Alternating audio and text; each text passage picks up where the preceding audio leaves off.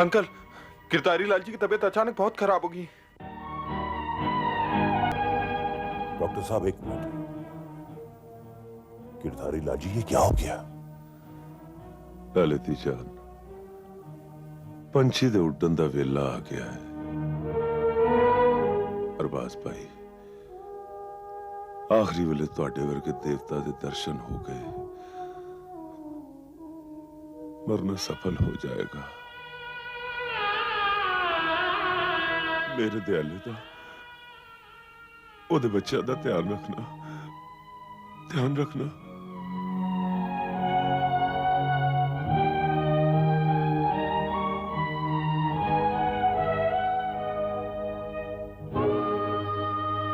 देखिए please, sister जल्दी करो, हरी अप। बेफिक्र रहिए, सब ठीक होगा।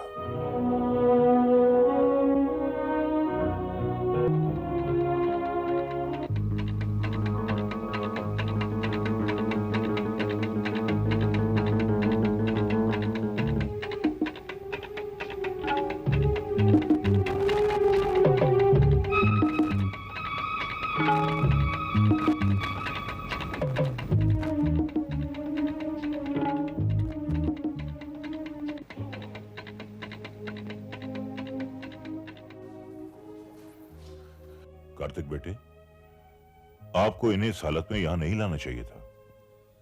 जब से डैडी को पता चला है कि गिरधारी अंकल की तबीयत ठीक नहीं, तब से ये मुझसे रहा नहीं गया अरबाज भाई। मेरा दोस्त गिरधारी मौत से जूझ रहा है और मैं आपकी सेहत इस काबिल नहीं है कि आप अगर गिरधारी को कुछ हो गया ना अरबाज भाई, तो मैं सचमुच किसी काबिल नहीं रहूंगा। ऊपर वाले की रहमत पर भरोसा रखिए, गिरधारी लाल जी को कुछ नहीं होगा। सर, पूरा स्टाफ और ड्राइवर भगवान से प्रार्थना कर रहे हैं उनके लिए। आहो, बाबूजी बिल्कुल ठीक हो जाएंगे, तुसी फिक्र ना करो। उसे तो अच्छा होना ही पड़ेगा प्रीतम सिंह। गिरधारी सिर्फ मेरा दोस्त नहीं, मेरी जिंदगी भी है। हमारी दुआओं और कोशिशों से उनकी जिंदगी जरूर सेहतयाब होगी। अल्लाह बड़ा कारसाज है, वो अपने बंदों को कभी भी मायूस नहीं करता। आपकी जुबान मुबारक हो अरबाज भाई, मालिक उसकी उम्र दराज करे। बस आप अपने दिल में सोच, इस गम का बोझ ना पड़ने दें। हमारी आपसे यही इल्तिजा है। काश मेरा दिल आपकी इस बात पे अमल कर सकता है।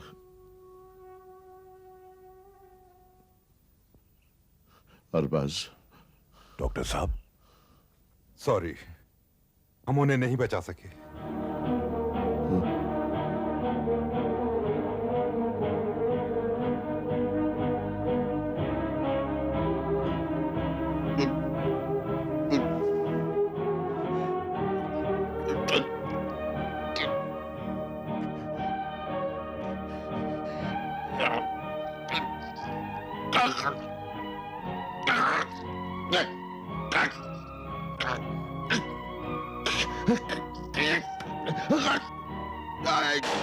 डैडी!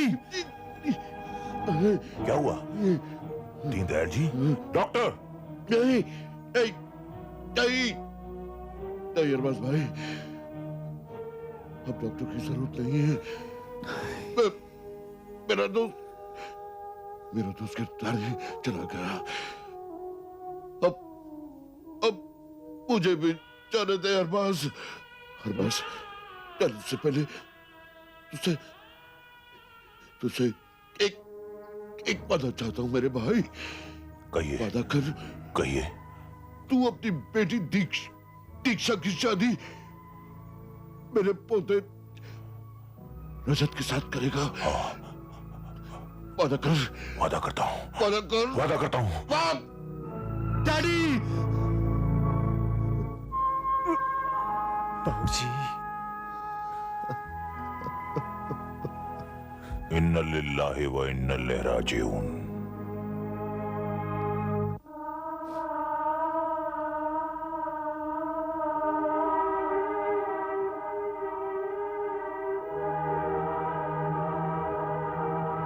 कार्तिक, मैं कुछ समय के लिए बाहर गया था और आने पर पता चला कि अचानक ये सब हो गया है। अमर साहब हमें छोड़कर चले गए दोनों। दोनों दोस्त जिंदगी भर एक दूसरे के साथ रहे और जिंदगी का आखिरी सफर भी दोनों ने एक साथ ही तय किया। आज के जमाने में ऐसे दोस्त बहुत कम होंगे कार्तिक। सगे भाइयों में भी इतना प्यार नहीं होता जितना उनमें था। अमर साहब, डैडी ने तो मुझे जन्म दिया था, पर अंकल ने मुझे जिंदगी दी थी।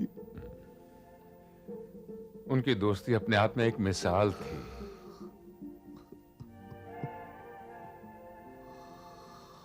रजत बेटा, अब तुम्हारे कंधों पर बहुत बड़ी जिम्मेदारी आन पड़ी है। अपने डैडी की तो तुम्हें देखभाल करनी ही है, साथ साथ अपने कारोबार को भी संभालना है। और देखो बेटे, अपने कर्म से अपने पुरखों का नाम रोशन करना है। जी।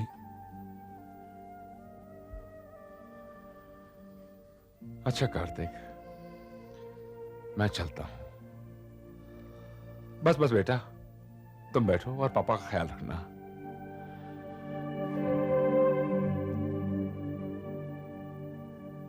अरे खान भाई, कैसे हैं? खान भाई, कार्तिक काफी अकेला पड़ गया है। आप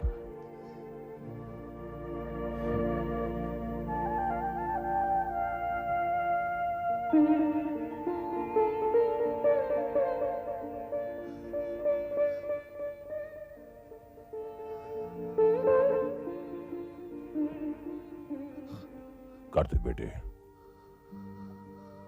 मैं तुम्हारे दुख को अच्छी तरह समझता हूं। जाने वाले तो लौटकर नहीं आते, बस उनकी यादें रह जाती हैं। आदमी बहुत मजबूर है बेटे, सिर्फ सब्र कर सकता है। सब्र करो बेटे। हमने एक बात सुनी कि ये एक्सीडेंट एक खूनी नहीं बल्कि एक सोची समझी साजिश है जो तुम्हारे खिलाफ नौबत राम मक्खन लाल और रशीद पाशा ने की है। रशीद बादशाह? कहीं ये वो तो नहीं जो बादशाह ट्रांसपोर्ट कंपनी का मालिक है? जी अंकल, बिल्कुल वही। ये वही आदमी है जो सालों साल से हमारे खिलाफ कोई ना कोई चाल चलता है। अगर इस बात में जरा भी सच्चाई है बेटे तो इत्मीनान रखो। हम ये वादा करते हैं कि हम सच्चाई की तह तक पहुंच कर ही रहेंगे।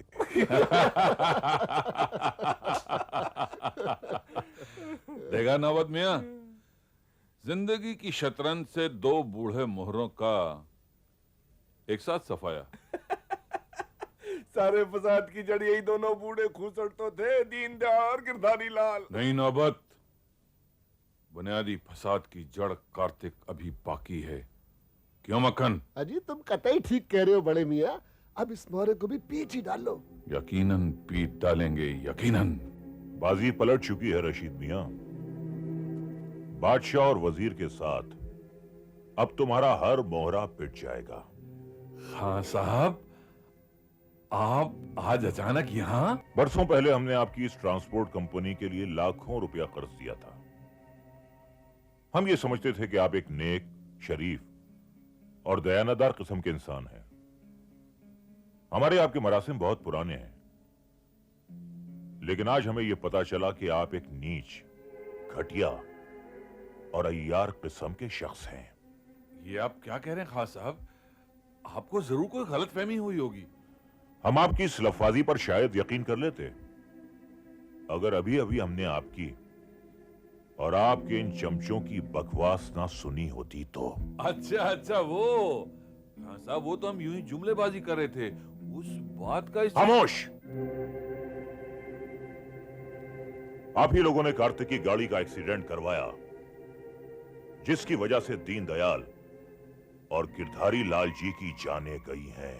ये झूठ है खान साहब, ये झूठ है, ये गलत है। खुदा कसम मैं...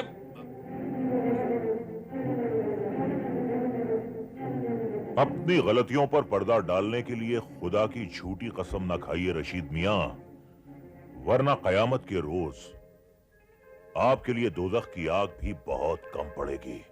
खान साहब, मेरा यकीन कीजिए, मैं सच कह रहा हूं। ठीक है, तुम्हारी ट्रांसपोर्ट कंपनी के तमाम कागजात जो हमारे पास गिरवी हैं, हम कल ही उन्हें अदालत में हाजिर करके यहां के लिए कुर्की का हुक्मनामा ले आते हैं।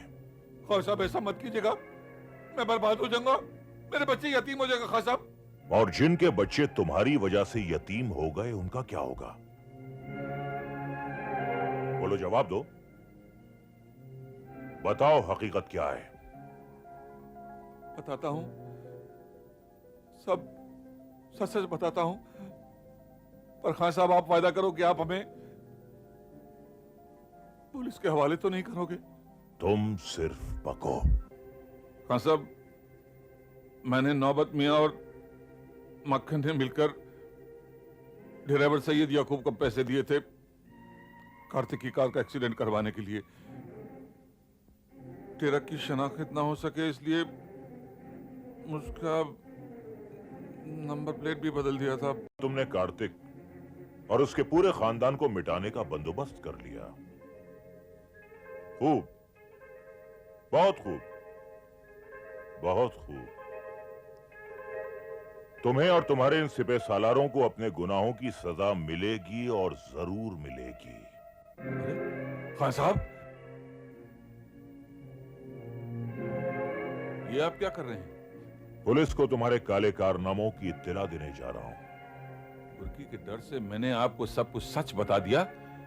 इसका मतलब ये तो नहीं कि आप मेरी साफ गोई का नाजायज फायदा उठाएं? तो तुम क्या चाहते हो, तुम्हें शाबाशी दूं?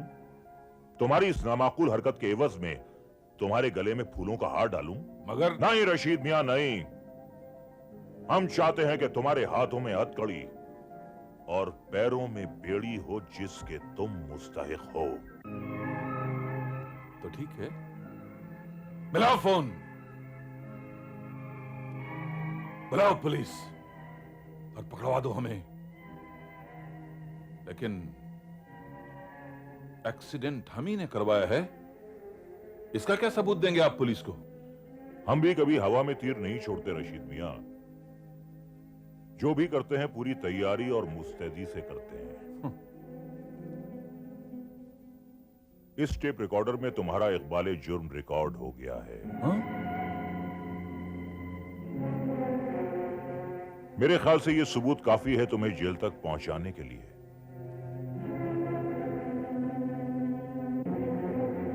तेरा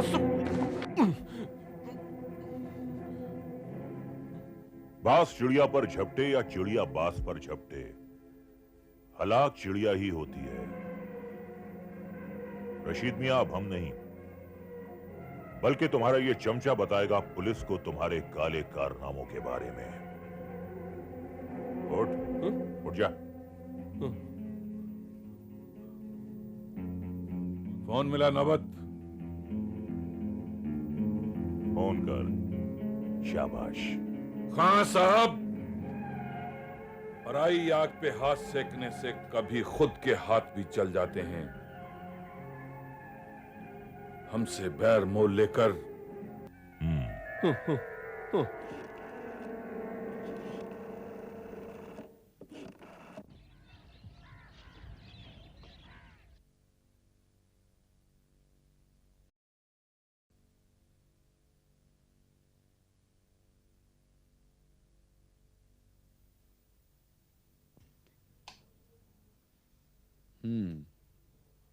क्या सोचा तुमने?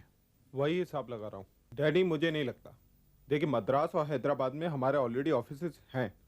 अब मैंगलोर और त्रिवेंद्र में नए ऑफिसेज खोलने का मतलब ही नहीं बनता। बेटा, मैंने जो फैसला किया है कुछ सोच समझकर ही किया है। डैडी, मैंगलोर और त्रिवेंद्रम में ऑलरेडी लक्ष्मी ट्रांसपोर्ट और मुरुगन ट्रांसपोर्ट के जरिए हमें नए नए कॉन्ट्रैक्ट्स मिलते रहते हैं। वो बात तो ठीक है बेटा, लेकिन उनके जरिए कॉन्ट्रैक्ट्स और बुकिंग्स लेने से हमारा मार्जिन ऑफ प्रॉफिट कितना कम हो जाता है, ये सोचा तुमने? डैडी देखिए, नए ऑफिसेज खोलने का मतलब है लाखों रुपए का इन्वेस्टमेंट।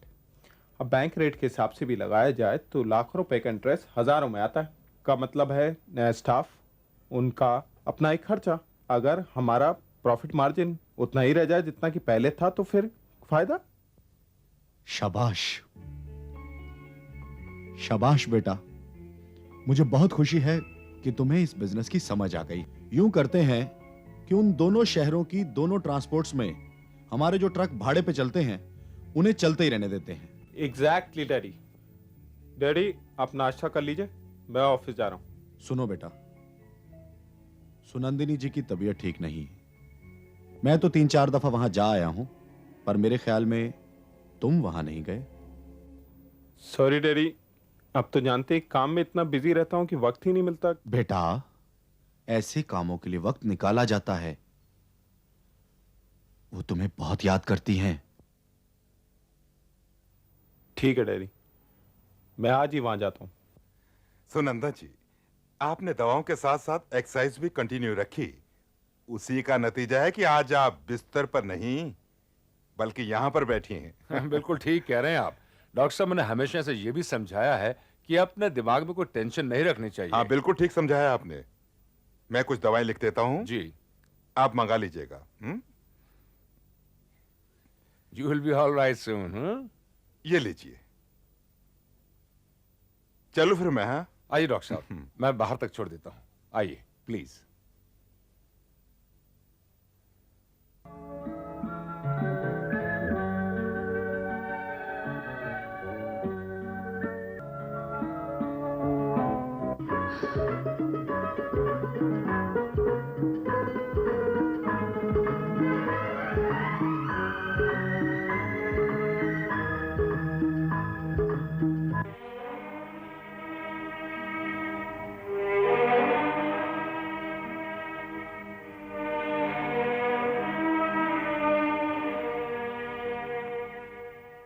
आओ बेटा।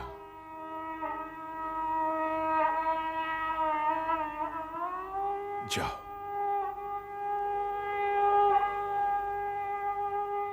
बस बस जीते रहो बेटे। आखिर तुझे माँ की याद आ ही गई। कब से गया था, आज आया है। माँ से इतना रूठ गया था क्या? नहीं मम्मी। अच्छा किया बेटा, मुझसे दूर रहकर मुझे तुम्हें यह एहसास करने का मौका तो दिया कि शुभम के होने के बाद मैं सचमुच तुमसे बुरा सलूक करने लगी। खुद गर्ज हो गई थी मैं। मेरी ममता अपने पराये में भेदभाव करने लगी थी। देख बेटा, भगवान ने मुझे उसी अपराध की सजा दी है। पहले मेरी सोच को लकवा मार गया था और अब मेरे शरीर को। सुनंदा, तुमने फिर वही बातें शुरू कर दी। आज आप मुझे मत रोकिए। मेरा बेटा मुझसे मिलने इतने दिनों बाद आया है। मुझे जी भर के बातें कर लेने दीजिए। मैं इसकी कसूरवार हूं ना? मम्मी, आप मेरी कसूरवार नहीं हैं। ये सिर्फ आपका वहम है। उस दिन मैंने गुस्से में आकर आपको अनाप शनाप बोल दिया था, लेकिन आज भी मेरे दिल में आपके लिए वही जगह जो कभी थी। मुझे अब भी लगता है कि आप पर मेरा हक शुभम से पहले है। हाँ, मुझे ममता का पहला अनुभव तूने ही तो दिया था। मुझ पर तेरा पहला हक तो होगा ही। इतने दिनों के बाद तू माँ के पास आया है। जी तो करता है अपने हाथों से तुझे खाना बनाकर खिलाऊं, मगर मैं बदनसीब। ओह मम्मी, मैं कहीं भागा थोड़ी जा रहा मम्मी। आप अच्छी हो जाइए, उसके बाद मैं हर हफ्ते आपके हाथ का खाना खाने आया करूंगा। और खाना अगर शुभम होगा तो और भी अच्छा लगेगा। सच बेटा? हाँ।